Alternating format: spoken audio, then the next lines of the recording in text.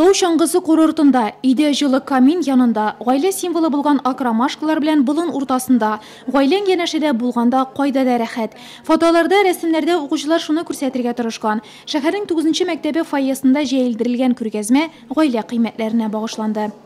Среди детей первых-четвертых классов Беренче, дүртенче сыйныф укучылары арасында бәхет балалар күзлегеннән исеме рәсемнәре бәйгесе оештырдык. Урта звено укучылары арасында "Минем гаиләм, минем байлыгым" исемле фотолар конкурсы узды. Өлкән сыйныф укучылары гаилә альбомнары әзерләде. Хәзер без гаиләнең нык, әти-әниләрнең уку һәм тәрбия процессында күбрәк катнашуына игътибар итәбез.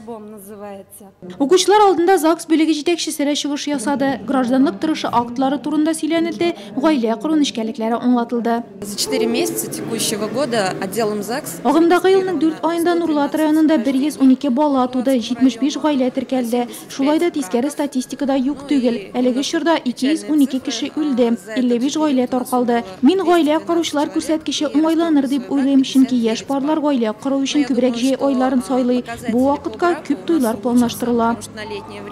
Үсмер кызлар һәм егетләр белән психолог та аралашты. Гаилә кору сәбәпләре, килеп чыккан авырлыклар турында фикер алыштылар.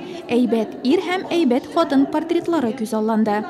Нас в семье 3, и я из всех самая старшая сестра. Без гаиләдә 3 бала, мин иң өлкәне. Күбә булсак та тату яшибез. Буш вакытыбызны бергәләп үткәрәбез. Кичләрен бергә җыелабыз, бер-беребезгә булышабыз, киңәшләр бирәбез. Бөтен дөньяда бәхетле гаиләләр күбрәк булсын иде.